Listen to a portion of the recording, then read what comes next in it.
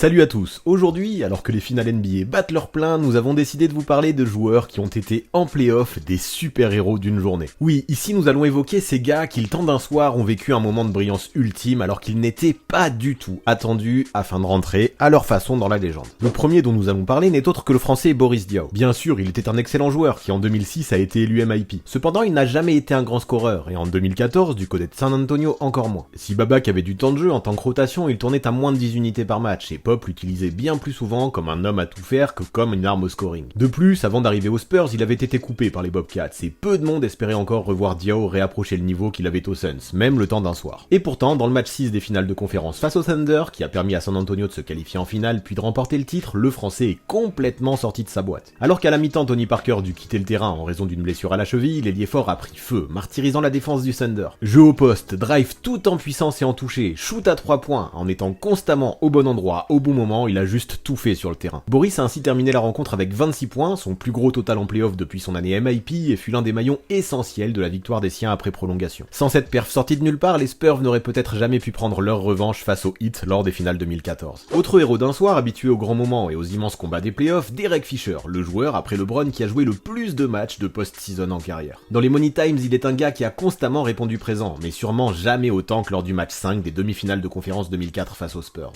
Alors que le joueur tournait à l'époque à 7 points par match, dans une équipe où jouaient Kobe Bryant, Shaquille O'Neal, Karl Malone et Gary Payton, rien que ça, c'est lui qui a porté ses coronets pour donner un avantage décisif aux siens 3-2 face à San Antonio. Dans ce match ultra défensif, Tim Duncan pensait s'être emparé de la win en rentrant un tir ayant permis aux Spurs de mener 73-72 dans les derniers instants. Le problème, c'est qu'il restait 4 dixièmes sur l'horloge. Les Lakers prennent un temps mort, font leur mise en jeu dans leur moitié de terrain et donnent la balle à Derek Fisher qui instantanément envoie une prière en direction du panier. Boum, c'est dedans. Les Californiens se sont ensuite imposés en 6 matchs avant d'accéder au final et de perdre face aux Pistons. Mais peu importe l'issue des playoffs 2004, ce shoot inattendu de Derek Fisher en seulement 4 petits dixièmes restera probablement l'un des moments les plus clutch de toute l'histoire des playoffs NBA. Pour la suite, restons proches des joueurs hyper clutch et revenons en 1993 pour parler de John Paxson. Sans ses exploits en finale ou sans sa carrière de dirigeant, beaucoup aujourd'hui ne connaîtraient même pas son nom. Il faut dire aussi qu'en carrière, il n'a tourné qu'à 7 petits points de moyenne par match et a passé l'essentiel de sa vie de joueur NBA dans le rôle d'un joueur de rotation. Pourtant, en 1991, lors du titre des Bulls, il avait été super clutch lors du match 5 décisif, inscrivant 20 points dans la rencontre, dont 10 dans les 6 dernières minutes et le dernier shoot. Pas mal déjà. Mais l'exploit qui a définitivement marqué la carrière du meneur de jeu des Bulls eut lieu 2 ans plus tard. Nous sommes au match 6 de la finale. Chicago mène 3-2 face à Phoenix et a l'occasion de s'imposer dans l'Arizona pour remporter le titre. Le souci évidemment, c'est que Charles Barkley, MVP en titre, et ses potes ne vont pas se laisser faire. Dans les derniers instants de la rencontre d'ailleurs, les choses s'alignent bien pour ces Suns qui mènent 98-96. Il ne reste plus qu'à faire un dernier stop. Évidemment, tout le monde est focus sur Michael Jordan et Scottie Pippen. C'est par eux que tout va se passer. Sans surprise d'ailleurs, c'est l'ailier qui prend la gonfle et qui commence à driver, attirant encore plus la défense des Suns. Là, il lève la tête, donne la balle à Horace Grant près de la raquette qui directement la renvoie à un Paxson complètement oublié à 45. Swish. Les Bulls, sur ce shoot ultra clutch de John Paxson, remportent leur 3e titre consécutif. Il est donc définitivement ce genre de héros que l'on oublie et qui sait prendre ses responsabilités au meilleur moment. De toute façon, à Chicago, on a toujours surkiffé ce genre de joker inattendu au poste de meneur, car 4 ans plus tard, toujours pour un match pour le titre, ce fut au tour de Steve Kerr de briller. En carrière, l'actuel coach des Warriors ne scorait pas plus de 6 points par match, même s'il est le shooter à 3 points le plus adroit all-time. Lors de cette finale 1997 face au Jazz, Michael Jordan avait déjà rentré un game winner lors du match 1. Alors lorsque Chicago menait 3-2 et que les deux équipes étaient à égalité dans les dernières secondes du match 6, un temps mort est pris, et encore une fois, tous les regards se tournent sur MJ. La possession est pour les Bulls. Jordan annonce au temps mort que Stockton va monter sur lui et qu'il va être pris à 2. Il demande alors à Steve Kerr de se tenir prêt. Le meneur acquiesce. Michael récupère le ballon et tout ce qu'il avait prédit arrive. Il balance alors la gonfle au meneur blond qui la récupère, prend son tir, le met et les Bulls passent devant. Comme promis, Kerr s'était tenu prêt et il a assuré. Il restait ensuite 4 secondes lors desquelles Scottie Pippen intercepta la balle pour l'envoyer à Tony Kukoc qui mit 2 points de plus. Les Bulls étaient champions, remportaient leur 5e titre en 7 ans et Steve Kerr était devenu le héros de ce match 6. Il s'en est d'ailleurs amusé peu après lors de la présentation du trophée aux fans à Chicago, affirmant en rigolant que Michael ne se sentait pas prêt pour prendre ce tir et que c'est pour ça que la balle lui était revenue. Le moment était bien drôle et ce discours, dont nous allons passer un extrait, est vraiment devenu légendaire.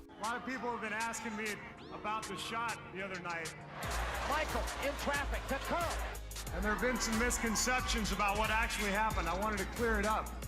When we called timeout with 25 seconds to go, we went into the huddle. If he comes off, I'll be ready. And Phil told Michael, he said, Michael, I want you to take the last shot. And Michael said, you know, Phil, I don't feel real comfortable in these situations. So, maybe we ought to go in another direction. Why don't we go to Steve? So I thought to myself, well, I guess I gotta bail Michael out again.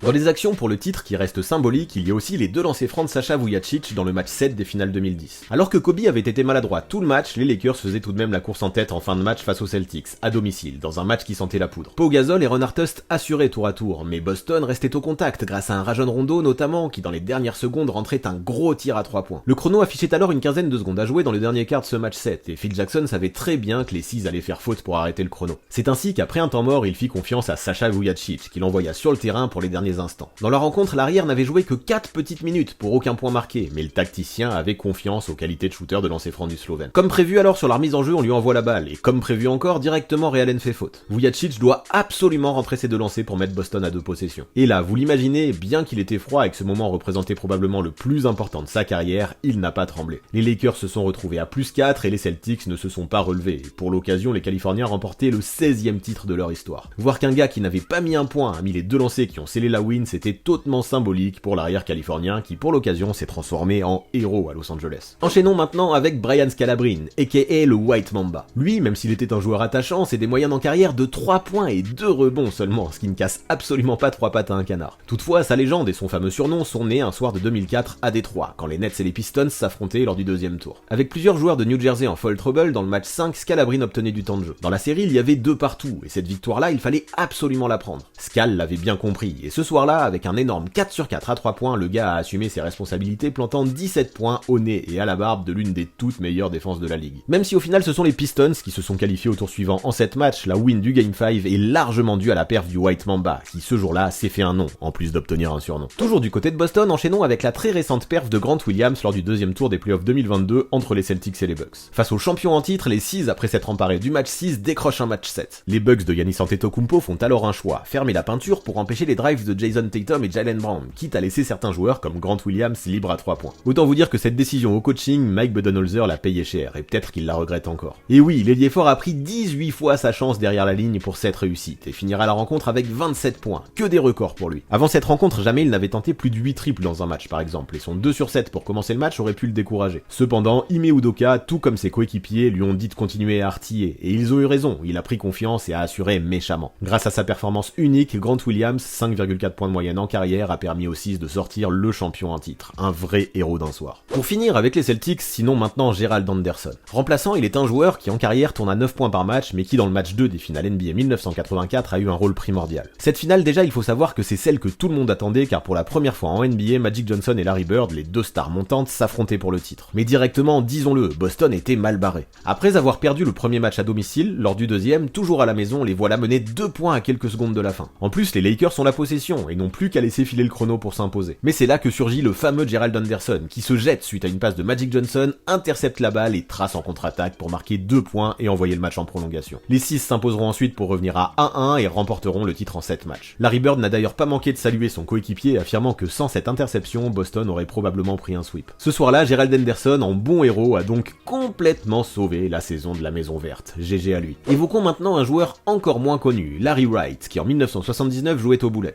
Lors du premier match de la finale qui opposait Washington à Seattle, cet illustre inconnu s'est alors fait un nom. En 6 saisons, il ne tournait qu'à 8,2 points par match, mais ce jour-là, pour apporter la win aux siens, le meneur a planté 26 points, a terminé meilleur marqueur du match, a provoqué la faute au buzzer et a rentré les 2 lancers qui ont offert la victoire à son équipe des Bullets. La performance est belle tout de même, mais malheureusement cette année-là, Washington n'ira pas au bout, perdant finalement la finale sur un score de 4-1. Au moins, Larry Wright leur aura évité un sweep grâce à son énorme coup de chaud du match 1. Cela ne lui suffira cependant pas pour terminer sa carrière dans la grande ligue, vu qu'à l'âge de 27 ans, il ne trouva plus de contrat et décida de poursuivre sa carrière professionnelle en Italie. Néanmoins, le meneur, qui était bien plus un scoreur qu'un organisateur, vu qu'en carrière il a déjà fait une perf à 43 points, a tout donné pour entamer ses finales NBA. Faire une telle perf pour l'ouverture de la série la plus importante de la saison, c'est quand même autre chose que de marquer plus de 40 points dans un match random de régulière. Sa combativité lui aura donc permis en 1979 de devenir le héros d'un soir du côté de la franchise de la capitale. Bouclons cette vidéo avec un moment légendaire signé Mario Elie des Rockets, le fameux baiser de la mort. S'il était un joueur clé de l'équipe double championne en 1994 et en 1995, 1995, sa performance la plus héroïque prit place lors du match 7 de la demi-finale de conférence Ouest 1995. Alors qu'en fin de rencontre, les Suns menaient 2 points chez eux et s'apprêtaient à passer au tour suivant après avoir éliminé les champions en titre, Mario Elie n'a pas vu les choses de cet œil-là. À 7 secondes de la fin, l'arrière, bien trouvé par Robert Horry dans le corner, a pris ses responsabilités pour envoyer une énorme bombe à 3 points et offrir la win à Houston. Il célébrait ensuite son panier clutchissime en envoyant un bisou virtuel aux fans des Suns. Alors que personne n'attendait Super Mario à un tel niveau, il venait de rentrer dans la légende avec son shoot incroyable, suivi de son Kiss of Death.